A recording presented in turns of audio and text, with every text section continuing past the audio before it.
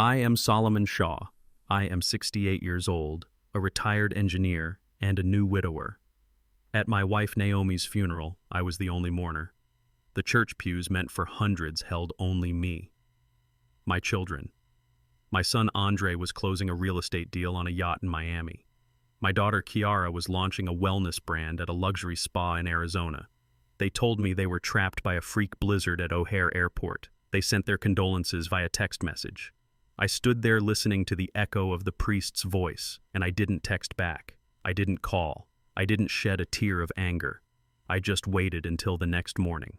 And then I made one phone call to my lawyer, a call that began the systematic dismantling of the privileged lives they believed they were entitled to. I am glad you are here for my story.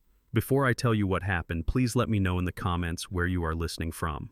And please like and subscribe if you believe that respect is something that must be earned, not simply inherited. I stood in the charcoal gray suit that Naomi always loved, the one I wore at our 40th anniversary party. Now I was wearing it to bury her. St. James Cathedral was vast and silent. It was an oppressive, suffocating silence broken only by the uncomfortable shuffling of the young priest's shoes on the marble floor. There was just me, the priest, and the cherry wood casket at the front. The front pew reserved for family was empty. I glanced at my watch. 10:15 a.m. The service was scheduled for 10. I had been there since 9:30, making sure the flowers were right. White lilies, her favorite. Now their scent was overwhelming, thick and sweet, and cloying in the static air. They felt less like a tribute and more like silent mocking witnesses to a play where the main actors had forgotten to show up. The priest, a young man named Father Michael, approached me. He looked deeply uncomfortable, his face flushed. "Mr. Shaw," he said, his voice a low whisper as if afraid to disturb the emptiness. I am so sorry. Perhaps we should wait a few more minutes. They might be stuck in traffic." "No." My voice came out drier and harder than I intended. "They aren't coming." Father Michael blinked, startled by the certainty in my tone. "But sir, your son and daughter—" "They aren't coming," I repeated.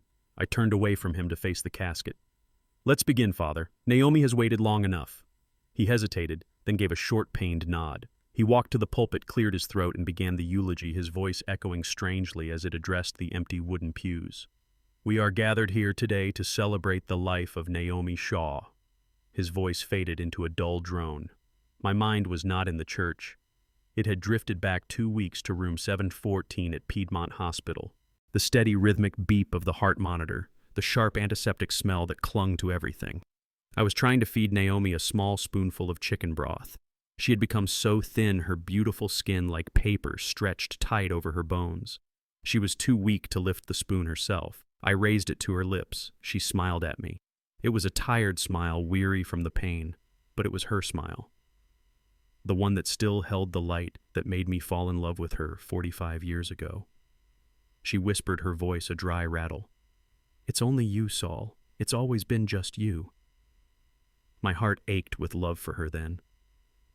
I thought she was talking about us, about our bond, our 45 years of partnership.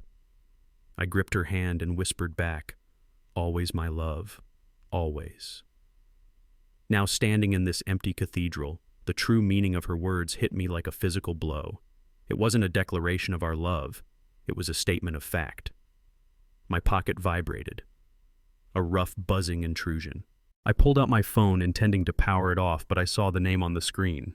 Andre, my son. It wasn't a call. It was a text message. I opened it. "Dad's stuck in a nightmare at O'Hare. Freak blizzard. All flights grounded. We are trying. So upset. Be strong. We'll call when we land in Atlanta." I read the message twice. Blizzard. Chicago. I lifted my gaze past the pulpit through the tall stained glass windows. Through the image of St. James, I could see the sky outside. It was a brilliant, cloudless 10 out of 10 October day in Atlanta. A coldness I had never felt before began to creep into my chest. It was a physical sensation, a cold, heavy weight settling behind my ribs. They had told me they were flying in from Chicago. Andre had said he had an emergency meeting he couldn't miss even with his mother on her deathbed. I didn't even know he was in Chicago. I slid the phone back into my pocket. The cold feeling wasn't grief. It was something new, something sharp and focused. Father Michael was still speaking, but I didn't hear another word he said. The service was mercifully short. There were no loving memories shared by family. There were no hymns sung by grieving children. We drove to the cemetery. The funeral procession consisted of 2 vehicles, the black hearse carrying my wife and my own sedan following close behind. At the gravesite, it was just me, Father Michael, and 2 gravediggers leaning on their shovels, their faces impassive, waiting to do their job. They lowered the casket into the dark, rectangular opening in the earth. Father Michael read the final prayer. He looked at me expectantly. I stepped forward. I bent down and picked up a handful of the rich red Georgia clay. I opened my hand and let it fall. The sound of the dirt hitting the polished wood lid was a dull, final thud. It was the only sound. There were no sobs. There was no one to hold on to me. There was no one for me to hold on to. I stood there long after Father Michael had given his final condolences and driven away. I stood there as the gravediggers began their work, the rhythmic scraping of their shovels filling the silence. I watched until they were finished, until all that was left was a fresh mound of earth. I was the only person in the world who had watched Naomi Shaw leave it. I finally walked back to my empty car. The silence inside was as profound as the silence in the church. I sat behind the wheel, but I didn't start the engine. I pulled out my phone again. Not because I had any hope, but because of habit. Because I didn't know what else to do. My fingers moved automatically. I opened Instagram. I don't know why. Maybe I just needed to see a sign of life, any life. And that is when I saw it. I didn't even follow my daughter-in-law, but her profile was public. Megan, Andre's white wife, the social media manager, the one who was supposedly trapped in a blizzard with my son. Her latest post was from 3 hours ago. It wasn't a picture of a snow-filled airport terminal in Chicago. It was a picture of a bright blue sky, a turquoise ocean, and the deck of a massive yacht. She and Andre were in Miami. Andre was in the center of the photo, grinning, wearing a bright pink polo shirt and holding a champagne flute. He was clinking glasses with another man. Megan's caption was underneath. Closing the billion-dollar deal. So proud of my man, Price. Holdings is killing it. Nothing but blue skies and good vibes. Child Miami. Our deal. Done. Yacht life. Boss moves. My hand was trembling so hard I almost dropped the phone. A numb, buzzing static filled my ears. I swiped my thumb, clumsy. My daughter, Kiara. Her profile picture was a serene shot of her meditating on a mountaintop. Her latest update was an Instagram story, posted 1 hour ago, while I was standing alone at her mother's grave. It was a video, Kiara beaming at the camera wrapped in a fluffy white bathrobe. Behind her was a luxurious-looking room with muted colors and a private plunge pool. She spoke to the camera, her voice bright and breathless. Hey, glow-getters! Just reminding you that self-care is paramount. You cannot pour from an empty cup. So excited to launch my new Inner Light wellness brand from this amazing retreat in Arizona. Sending you all nothing but good vibes, wellness, boss babe, self-care. They didn't just miss the funeral. They didn't just lie about it. They were celebrating. My son was celebrating a business deal. My daughter was celebrating her brand while I buried their mother. The coldness in my chest intensified, spreading through my limbs, turning my blood to ice. It wasn't grief. Grief was warm. This was something else entirely. This was recognition. I finally understood what Naomi meant. It's always been just you, Saul. They weren't waiting for a flight to be rescheduled. They were waiting for me to die. I finally started the car. I drove home to the large, empty house that Naomi and I had built together. The house that was always filled with the noise of our children, their friends, their laughter. Tonight it was deathly quiet. I did not sleep. I sat in Naomi's office, the small room where she managed the books for my company for 30 years. I just sat in her chair in the dark, staring at the wall. And I made a decision. The sun came up. I showered, shaved, and put on a fresh pot of coffee. The man who walked out of that office was not the same man who had walked in. The grief was still there, a permanent hole in my soul. But the paralyzing sorrow was gone. It had been replaced by a cold, hard, absolute clarity. I was halfway through my second cup of coffee when the sound of a key in the lock echoed through the quiet house. The front door swung open.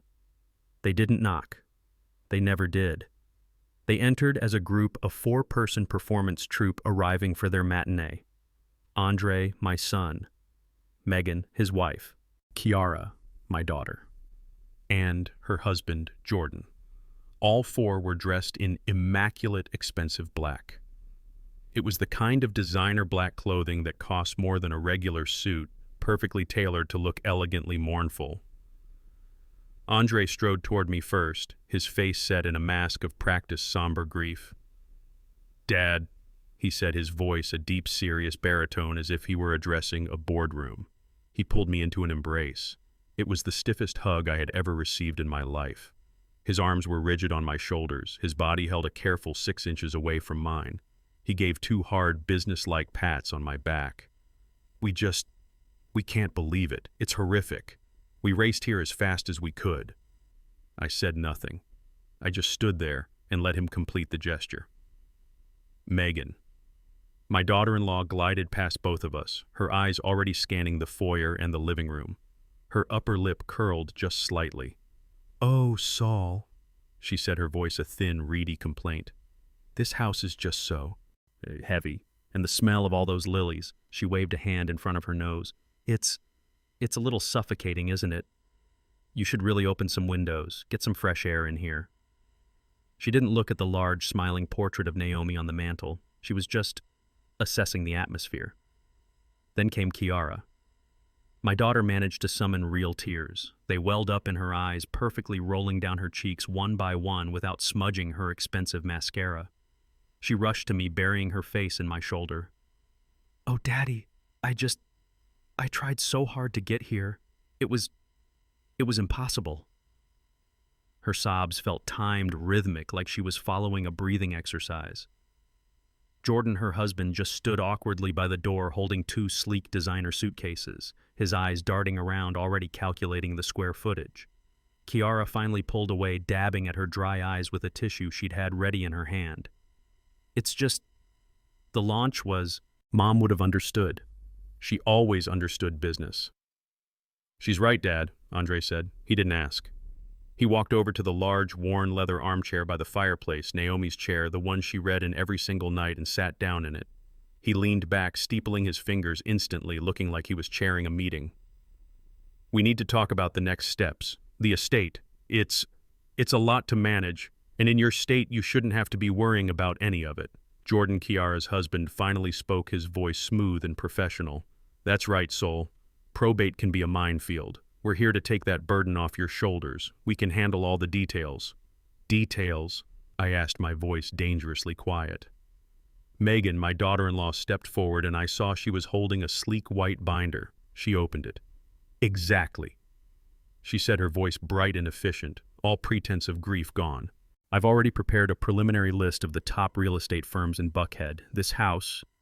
She looked around the living room again, but this time her eyes were different. They weren't just assessing the atmosphere, they were assessing the value. This house in this neighborhood with this much land, it's a teardown, of course, but the lot alone, we could get a significant premium in this market. It could be sold and closed within 30 days. It would be a clean, fast break for you. A clean, fast break. They were talking about the house Naomi had brought them home to from the hospital, the house where I had taught Andre to ride a bike on the driveway, the house where Kiara had her sweet 16 party in the backyard, the house Naomi had said just 6 months ago, "Sol, whatever happens, don't you ever let them sell this house. This is our home. This is our legacy." A tear down. I just stared at them. I watched as Andre nodded in agreement with his wife. "And that's why we think it's best if you let us take the lead," Kiara said, stepping forward and placing a hand on my arm. Her touch felt like ice. "We want what's best for you, Daddy. You need to rest. You need to be looked after. All this..." She gestured around the room. "It's just too many painful memories." I looked at my daughter. Her eyes were not filled with compassion. They were filled with anticipation. "And honestly," she continued, her voice dropping to a gentle, persuasive coo, "we've been worried about you rattling around in this huge place all by yourself. It's not safe. That's why I've already been looking at some beautiful assisted living facilities. There's one called The Willows, not 10 minutes from me. It's gorgeous, Daddy. It's more like a resort. They have a golf simulator and And they handle everything for you, your meals, your laundry, your medication. So that was it. The performance was over. The true reason for their visit was here.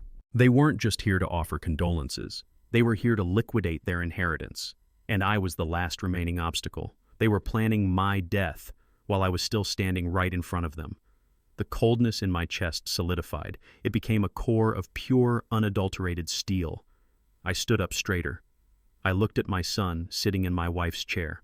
I looked at my daughter planning my new life in a nursing home. I looked at my daughter-in-law holding the blueprint for my home's destruction, and I felt absolutely nothing for them.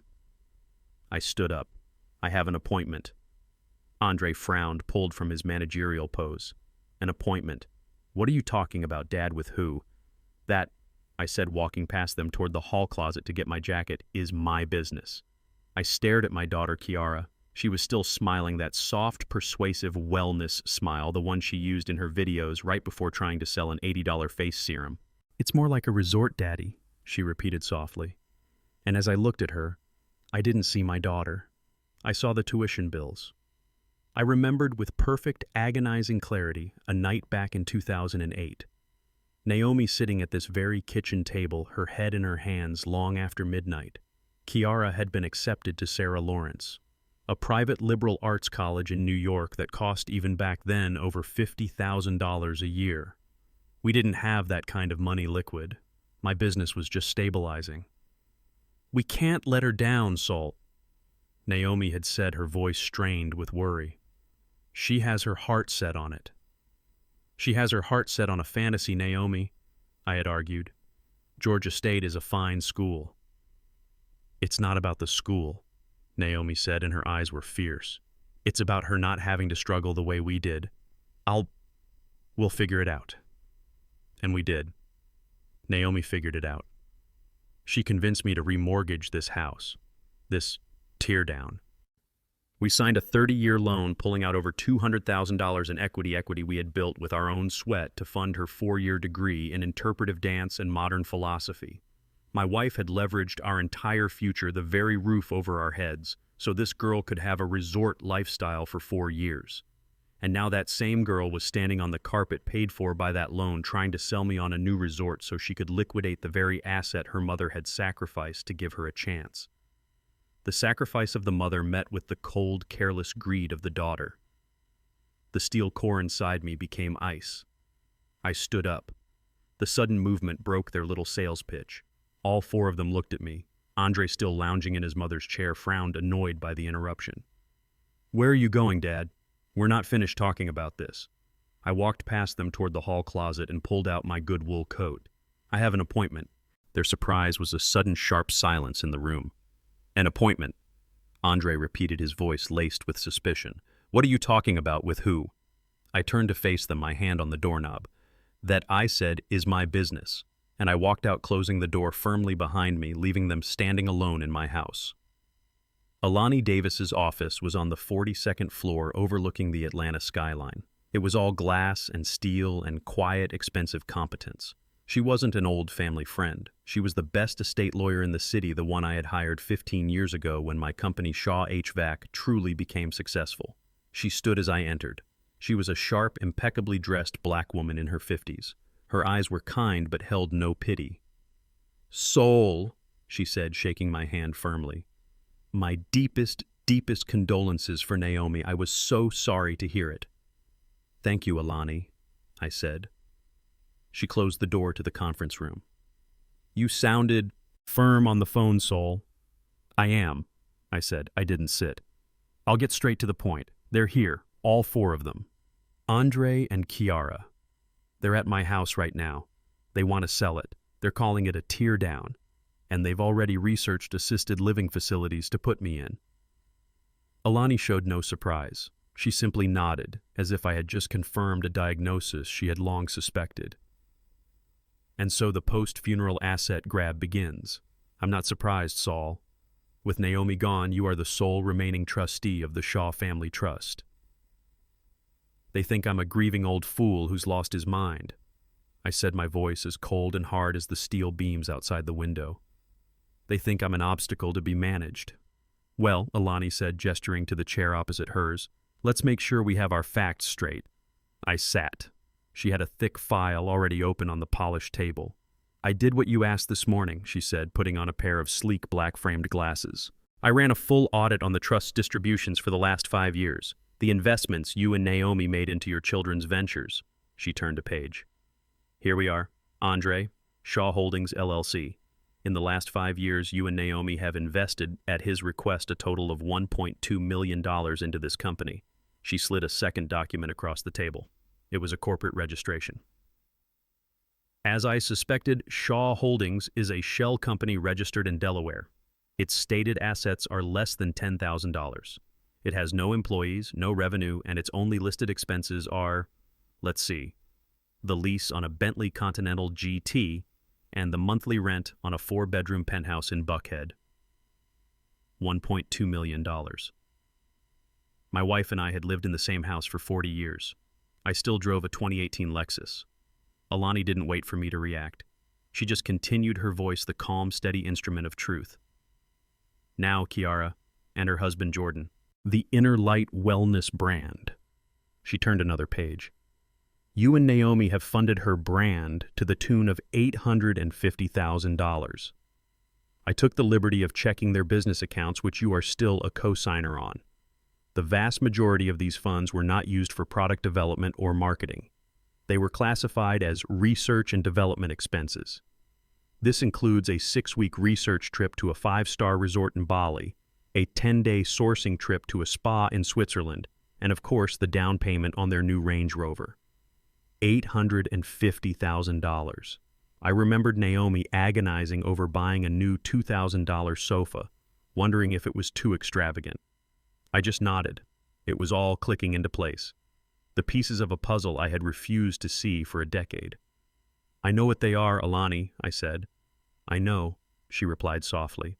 But you needed to see the numbers.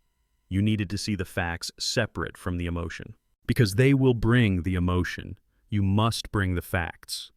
Alani paused, and her expression, which had been professionally neutral, hardened ever so slightly. She looked up from the file and met my eyes directly. There's one more thing, Saul, and this, I believe, is the item that clarifies all their intentions. She tapped a final document in the folder. This is a loan application, 3 months ago. While Naomi was in the ICU, just after her second surgery, Andre attempted to secure a $5 million business loan from a private equity firm. He's always trying to get loans, I said dismissively. He was using the house as collateral, Alani said, her voice flat. This house, your home. He listed its value at $8 million to be paid in full upon the dissolution of the current owner's estate. That's the legal term. A numbness started in my fingertips. He couldn't do that. The house is in the trust. It would need my signature and Naomi's. Correct, Alani said, which is why the loan application was ultimately denied. The firm required the signatures of both active trustees, you and Naomi, and as Naomi was medically unavailable and you were uninformed, the deal fell through. He was trying to mortgage your home, Saul. He was betting on you both being gone. That was it. That was the final piece. This wasn't negligence. This wasn't entitlement. This was a predatory act aimed at the heart of our lives while my wife was fighting for hers. The ice in my veins became a razor's edge. I stood up. I want to make a change, I said. My voice was calm, but the room felt suddenly colder. A change to what, Saul, your will? No, I said, looking out the window at the skyline, at the city I had helped build pipe by pipe, duct by duct. Not the will. Everything. The trust. I want to dissolve it. The Shaw family trust. It's over. Alani raised an eyebrow. Soul, that's a significant move. It would... I know what it would do, I interrupted, turning back to face her. I want full individual control of every asset, every stock, every property, every dollar. I want it all pulled out of the trust and placed directly under my personal signatory authority. I want their access, their allowance, their entire world cut off. Not tomorrow. Today. Immediately. A slow, thin smile spread across Alani Davis's face. As the sole surviving trustee, you have the absolute authority to do exactly that, she said. I'll draft the dissolution papers immediately. It will require your signature on every page. By 5 p.m. today, Andre and Kiara's access to the family funds will cease to exist. I spent the next 3 hours at Alani Davis's office signing my name over and over again. Each signature felt like a small, sharp click, like tumblers falling into place inside a heavy lock. By the time I left, the sun was low and I felt a strange lightness I hadn't felt in years. I had not only protected Naomi's legacy, I had reclaimed my own. That same evening, the first domino fell. The scene cuts miles away to a restaurant in Buckhead that doesn't have prices on the menu. The lights are low, the tables are draped in heavy white linen, and the air hums with the quiet conversation of Atlanta's elite. Andre and Megan are at one of the best tables. Megan is not eating, she is curating. She holds her smartphone up a small, bright ring light attached to the top, illuminating their food with a sterile, perfect glow. She is filming a pristine-looking piece of sea bass. And this, she whispers to her phone, her voice full of a practiced, breathless awe, is the Chilean sea bass with a saffron risotto reduction. The aromatics are just divine. You guys, if you're not eating at Le Ciel, you are simply not living. Andre sits across from her looking bored. He swirls the wine in his glass, an expensive-looking red. He's already finished his steak. He's impatient. "Are you done?" he mutters. "I want to get out of here. We still need to circle back with the estate lawyer about the conservatorship." "Shh, Andre," Megan hisses, not looking up from her screen. "I'm working. This is for the brand." She turns the camera to a small, glistening bowl. "And for the Osetra caviar. Just a little treat.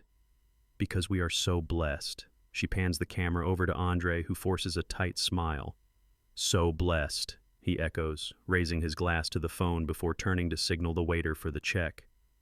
It's a perfect image of success, luxury, and gratitude. A perfect, curated lie. The waiter, a tall man with a practiced neutral expression, returned to their table. He was holding the small black leather bill folder. "Pardon me, sir," he said, his voice low and discreet, directed only at Andre. Andre, who had been impatiently drumming his fingers on the table, looked up. "Yeah, what is it?" "I'm afraid this card has been declined." Andre literally laughed, a short barking sound of disbelief. "What declined? That's impossible. That's the Amex Black. It doesn't get declined. Run it again. Your machine is probably broken." The waiter did not smile. "I've already tried, sir, twice. The terminal reads, account closed." Account closed. Andre's voice rose, losing its smooth baritone and gaining a sharp nasal edge. "That's ridiculous. It's a trust fund account. It can't be closed." Megan's head snapped up from her phone. The fake bright smile was gone, replaced by a pinched, angry scowl. "Andre, what is he talking about? People are looking." "Give me that." Andre snatched the bill folder from the waiter. He stared at his own black card as if it had personally betrayed him. "Fine." He huffed, annoyed, and pulled out his wallet. He produced a different card, a platinum Visa. "Here, use this one, and hurry up." The waiter took the card and walked away. Megan was furious. "What the hell, Andre? That's so embarrassing. Is your father messing with the accounts already?" "Don't be stupid," Andre snapped. "The old man wouldn't know how. He's probably crying into a photo album. It's a bank error." The waiter returned. This time he looked even more uncomfortable. He placed the platinum Visa on the small tray and pushed it toward Andre. "Sir, I'm afraid this one has also been declined." The silence at the table was sudden and absolute. "What?" Andre said, his voice now a low growl. The message says, exceeds credit limit, sir." "Exceeds?" Andre looked at the bill. It was for $700. "Exceeds the limit. That card has a $100,000 limit." "What is going on?"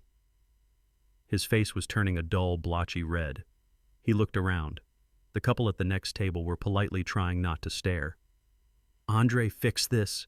Megan hissed, her voice like a viper. "Fix this now." Andre threw his napkin on the table and stood up, knocking his chair back. "Where's your phone?" He snatched Megan's phone and stalked toward the restaurant's lobby, already dialing his voice loud enough for everyone to hear. "I want to speak to the private wealth division, now. My name is Andre Shaw, S-H-A-W, and somebody better have an answer for me because..." The scene cuts to the valet station outside the restaurant. The night air is cool, but Andre is sweating. He's pacing back and forth on the pavement, phone jammed to his ear, while a bewildered valet attendant holds the door to their waiting Bentley. Megan is standing on the curb, her arms crossed her face, a mask of pure fury, looking at her husband like he's a bug. "I don't care what your script says," Andre bellows into the phone. "I am not calming down. I've been on hold for 15 minutes. I'm a private wealth client. My name is Andre Shaw, SHAW. Get me your supervisor. Get me someone who knows how to read a damn screen. No, I will not hold." He stops pacing and listens, his whole body rigid. He's clearly been transferred to someone new. "Finally," he snarls. "Yes, Andre Shaw. The account is the Shaw Family Trust. My card was just declined. Both of them. There is clearly a catastrophic error in your system." There's a long pause. Andre listens. The muscle in his jaw twitches. His face, which was blotchy red, begins to go pale. The smug, impatient anger drains away, replaced by a cold, sharp, dawning horror. "What?" he whispers, and then his voice cracks and he explodes, a raw, primal scream of pure panicked rage that echoes across the parking lot, causing the valet to drop the car keys. "What do you mean the trust account is closed?" Megan's eyes go wide. She takes a step toward him. "Andre, what did they say?" "That's impossible." He continues to scream, ignoring her, completely jabbing a finger in the air as if the banker were standing in front of him. "It's a multi-million-dollar trust. You can't just close a trust. It's not a checking account. This is a bank error, a systems failure." He listens again, his mouth half open, his eyes unblinking. "What do you mean? Dissolved? What? Dissolved by the sole remaining trustee? What does that mean? My father doesn't have that authority. He's grieving. He's not mentally competent. This is illegal. He wouldn't." Andre stops. The realization hits him. The fake blizzard, the Instagram posts, the fact that I had been at the funeral, alone. He lowers the phone from his ear, his hand trembling. He doesn't even bother to end the call. He turns to Megan, his eyes wide, not with anger now, but with something new. Pure, undiluted panic. That old bastard. He looks at his wife. He cut us off. He actually did it. He cut us off. He shoves the phone at Megan and yanks the Bentley door open, shoving the valet out of the way. "Get in the car. Get in the damn car, Megan. We're going to his house." I was in the kitchen washing my coffee cup when I heard the sound. A high-performance engine revving hard, followed by the squeal of tires as a car took the corner to my house far too fast. Moments later, the Bentley slammed to a halt in my driveway. I didn't even have time to dry my hands before my front door. The door they hadn't bothered to knock on this morning was thrown open with such violence that it slammed against the interior wall, shaking Naomi's portrait. The four of them stormed in. This was not the somber, black-clad performance troupe from this morning. This was a pack of animals. Andre came first, his face a mottled purplish red, his suit jacket unbuttoned and flapping. He wasn't acting. He wasn't performing. This was real. This was the most real I had seen my son in 20 years. "What did you do?" he roared. The word echoed in the foyer. It wasn't a question. It was an accusation, a demand. "You old fool, what did you do?" Megan was right behind him, her face pale and pinched. Jordan and Kiara stumbled in after them, Kiara's eyes wide and streaming with real tears this time. But these were not tears of grief. They were tears of pure, unadulterated rage. Before I could even speak, before Andre could launch his second volley, Kiara pushed past her brother. "Daddy!" she shrieked, and her voice was a high, thin wail that barely sounded human. "Daddy, how could you?" She wasn't just crying. She was hyperventilating, holding her chest as if she'd been wounded. "How could you do that to me? I was at Whole Foods." I just looked at her. "Whole Foods." "Yes, Whole Foods!" she screamed, as if I were an idiot for not understanding the gravity. "I was in the checkout line, the 10 items or less line. I had a full cart, Daddy, a full cart of groceries, and the card, the Visa, it was declined." She said the word declined like it was a terminal diagnosis. I had to leave it. I had to leave the entire cart. Everyone was staring at me. The checkout girl, she looked at me like I was trash. I had to walk out. I had to walk out of the store with nothing. Do you have any idea? Do you have any idea how humiliating that was? How could you? She finally dissolved into a heaving, gasping sob, clutching her $1,000 handbag to her chest as if it were a life preserver. I just stood there watching this 40-year-old woman have a complete public-style meltdown in my foyer. Humiliating, that was the word she chose. Shame, I said, my voice quiet. What? Andre snarled, stepping forward again, ready to take over. I looked at my daughter, her face buried in her hands. Shame, I repeated. You're crying about being embarrassed at a grocery store. I just looked at my daughter, her face buried in her hands. Shame, I repeated. You're crying about being embarrassed at a grocery store. I let the words hang in the air. Your mother used food stamps to feed you when I was starting the company. Real food stamps. She would go to the Piggly Wiggly at 9 o'clock at night, hoping no one she knew would see her just so you and your brother could have milk. That is shame, Kiara. Not this pathetic display over a declined credit card. Kiara's sobs hitched, but before she could speak, Megan, my daughter-in-law, stepped forward. Her voice was no longer thin and reedy. It was cold, hard, and reptilian. That's enough, she snapped. She wasn't looking at me with anger. She was looking at me the way a scientist looks at a specimen. You're not well, Saul. You're acting erratically. You're clearly in a state of profound grief and mental confusion. Shutting down family assets, upsetting your children? This is not the behavior of a stable person. I'm perfectly stable, Megan, I said. No, she said, cutting me off. You're not. And frankly, we are worried about you.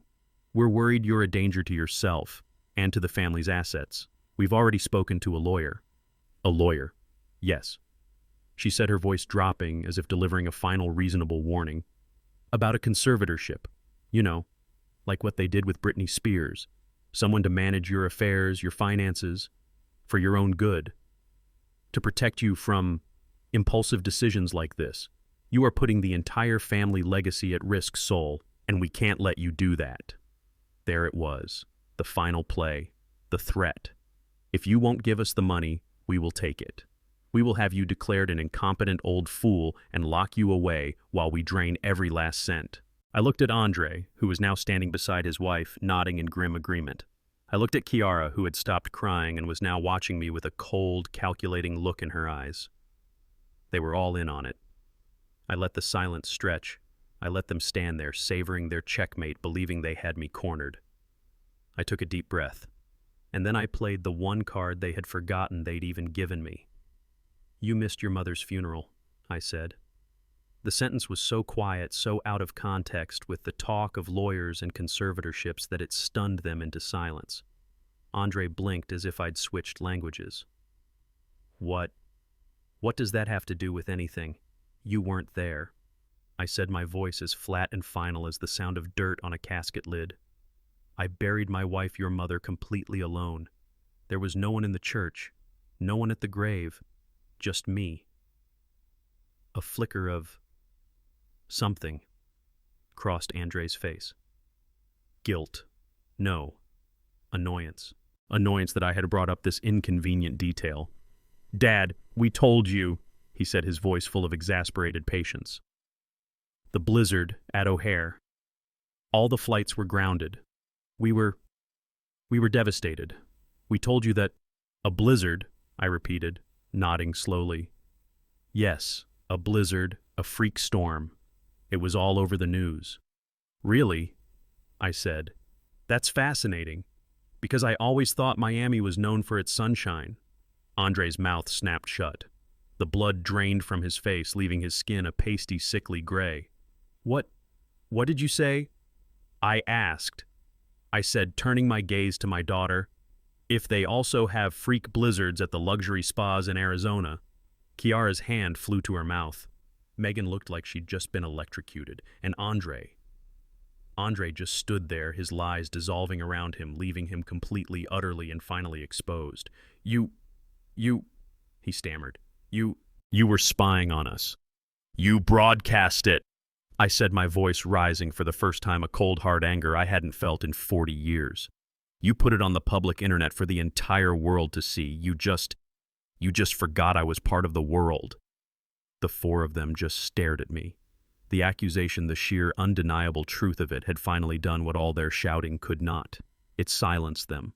Andre's mouth was open, but no sound came out. Kiara looked as if I had physically slapped her. The balance of power in the room had just shifted completely and irrevocably. They had stormed in here as predators, as a pack. Now they were just four spoiled, guilty children caught with their hands in the cookie jar while their mother's body was still warm in the earth. I let that silence stretch, letting it fill the room, letting them choke on it. When I finally spoke, my voice wasn't a roar. It was a command. Sit down. They didn't move. They were too stunned. I repeated, my voice dropping into the low, no-nonsense tone I used to use on my foreman at the company, sit down. It was the voice that signed their paychecks, the voice that built the house they were standing in. And to my surprise, they did it. It was pure instinct, a reflex from a childhood they had long since forgotten. Andre, his momentum gone, sank heavily onto the edge of the sofa. Kiara just collapsed into a nearby armchair. Megan and Jordan, looking bewildered, perched on the edge of the entryway bench. I did not sit. I turned my back on them. I walked slowly, deliberately into my study, the small room off the foyer. They watched every step. I went to the old oak desk, the one Naomi used to pay the bills on. I opened the top drawer. I pulled out a thick, legal-sized envelope, the one Alani Davis had given me just hours before. I walked back into the living room. They were all watching the envelope. It was the new center of gravity in the room. I didn't hand it to them. I dropped it on the heavy coffee table in the center of the room. It landed with a solid, definitive thud. Andre stared at it. What? What is that? Is that money? I almost laughed. Of course, that's what he would think. No, I said. It's not money. I looked at each of them one by one. That, I said, is an official, legally filed notice of dissolution. Jordan, the financial advisor, looked up, his brows furrowing. Dissolution of what? The Shaw Family Trust, I said. What did you call it, Megan? The family legacy, the bottomless pit ATM that all of you have been draining dry for the last 15 years. Andre started to stand up. You can't just... I can. I cut him off, my voice like steel. And I did.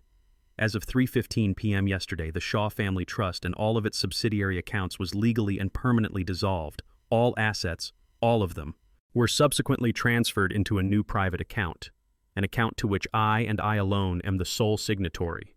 It's done. Jordan, the financial advisor, was the first one to move.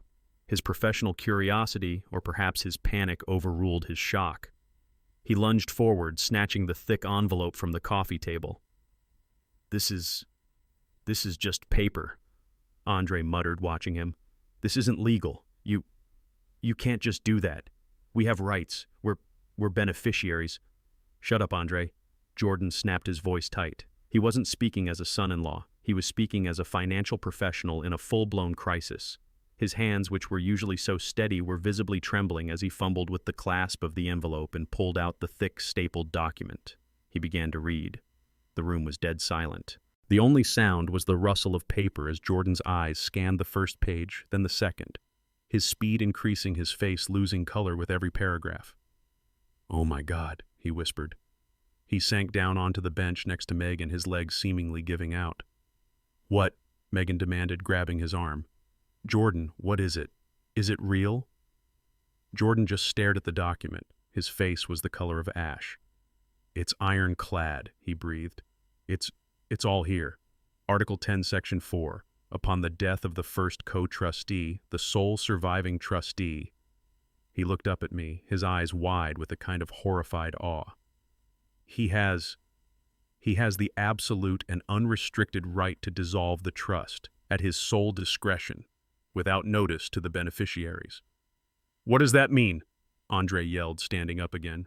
"Speak English, you idiot." Jordan looked up from the paper, his professional mask completely gone. "It means it's over, Andre," he said, his voice a hollow echo.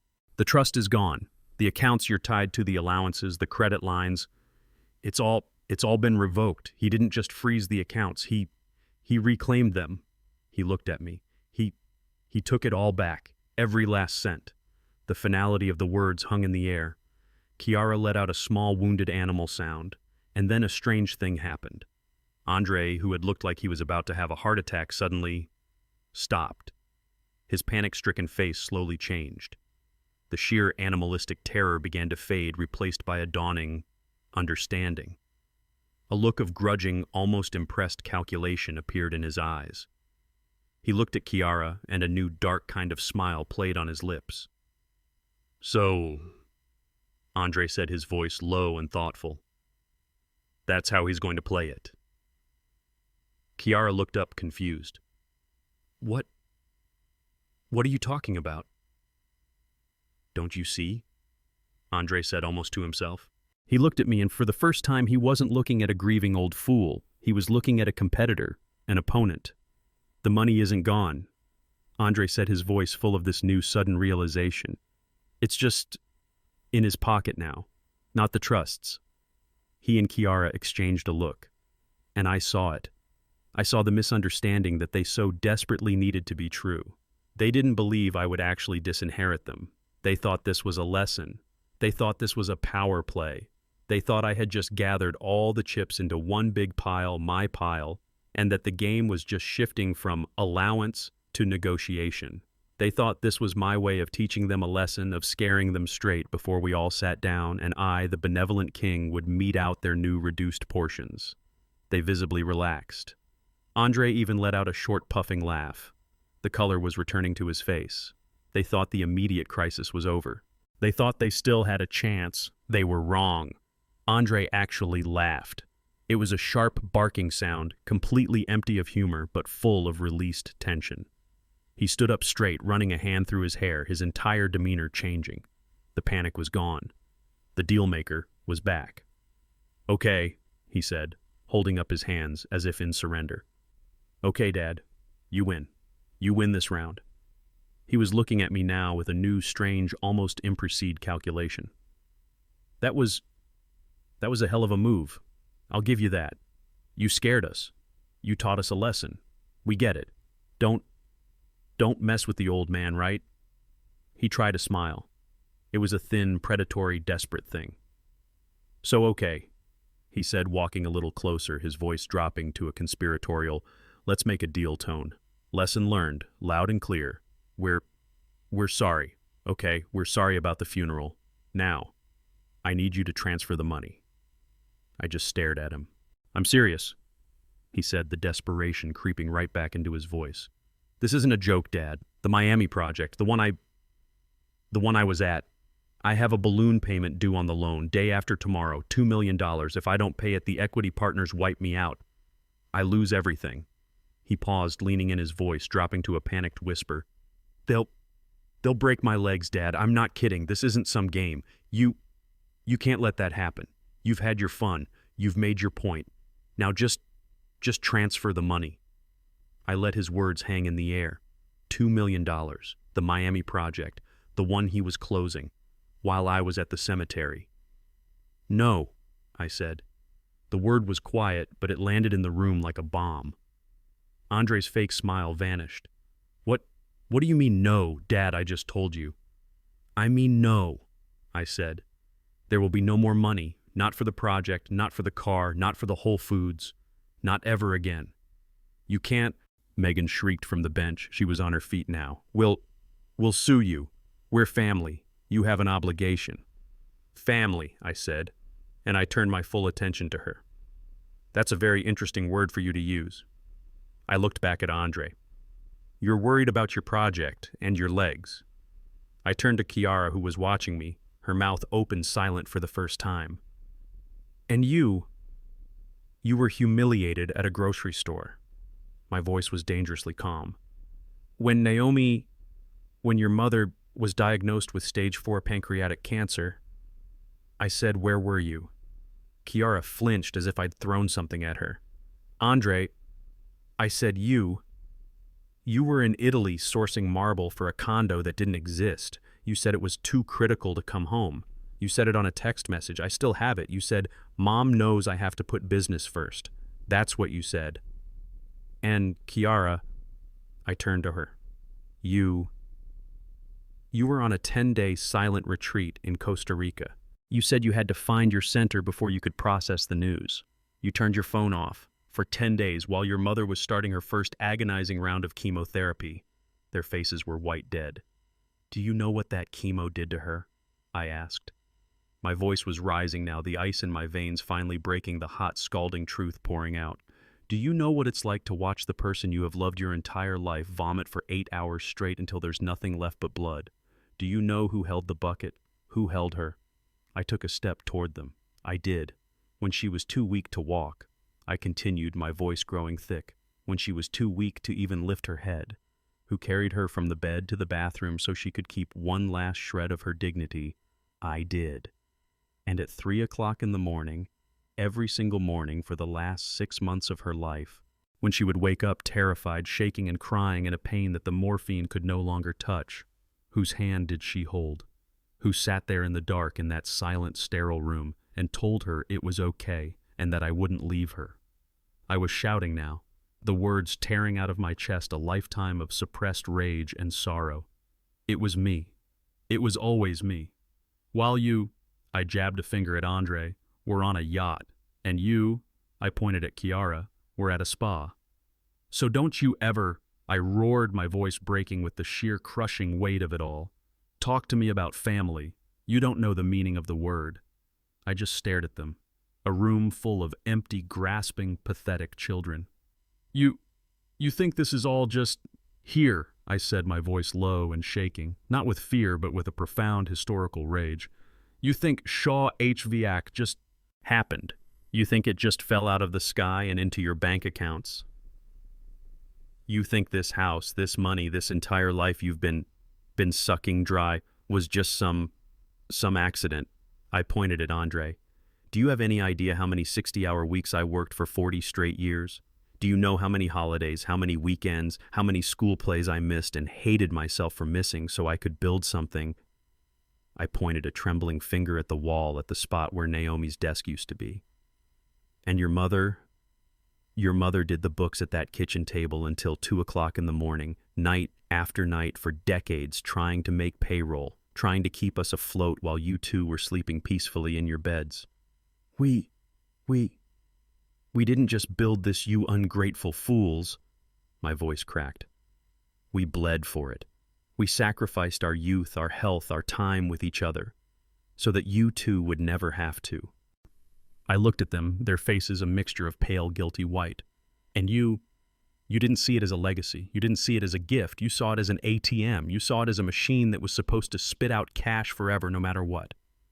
You saw us, I said the words finally landing, as your personal bankers. And when your mother got sick, you saw her as a liability. And now you see me as an obstacle. Andre's face, which had been pale with the shock of my sermon, suddenly contorted. That old greedy, desperate look came flooding back. You're a liar, he suddenly roared, his voice cracking with a new kind of panic. The money is still there, Jordan. Jordan said it, Alani Davis said it. You just moved it. You put it in your own name. It's still there. You're just hoarding it. He was breathing hard, a wild-cornered animal. You're trying to torture us. Give us the money, old man. Give us our money. I just looked at him. I let him finish his tantrum. I reached into the pocket of my coat, which I was still wearing. I pulled out a second envelope. This one was a simple, standard white business envelope. I didn't throw this one. I didn't drop it. I walked over to Andre. He flinched as I approached, as if he thought I was going to hit him. I just held it out. What? He said, his eyes darting between the envelope and my face. What is that? You're right, Andre. I said, my voice now perfectly, terrifyingly calm. The money was there. In my personal account, it was there until 9:30 a.m. this morning. He snatched the envelope. Inside was a single folded sheet of paper. It wasn't a legal document. It was a press release. He unfolded it. He read the headline. What is this? He whispered, his voice trembling. What is the Naomi Shaw Foundation? That, I said, is where the money is. That is the press release that is going out to the Atlanta Business Chronicle tomorrow morning. I turned and looked at all four of them, my voice loud enough for them all to hear. I, Solomon Shaw, in honor of my late wife, have made a foundational gift to establish the Naomi Shaw Foundation for Silent Caregivers. I have transferred 95% of my entire net worth, I said, watching their faces collapse. The proceeds from the sale of my company, which I privately sold 3 years ago. The proceeds from the sale of this house, which I finalized this morning, and my entire liquid investment portfolio into an irrevocable charitable trust. Megan's head snapped up. She was the only one who truly understood the language. Irrevocable, she whispered. Her voice was thin like a dying reed. No, not irrevocable. Yes, Megan, I said, looking her dead in the eyes. Irrevocable. It means it's gone. It means not even I can touch it anymore. It will be managed by an independent board of directors, a board I am not on. It will spend the next 50 years giving grants to people who are actually suffering, people who have had to sacrifice their lives and their careers to take care of a loved one, the silent heroes, the people like me who did the work while the world was busy, celebrating.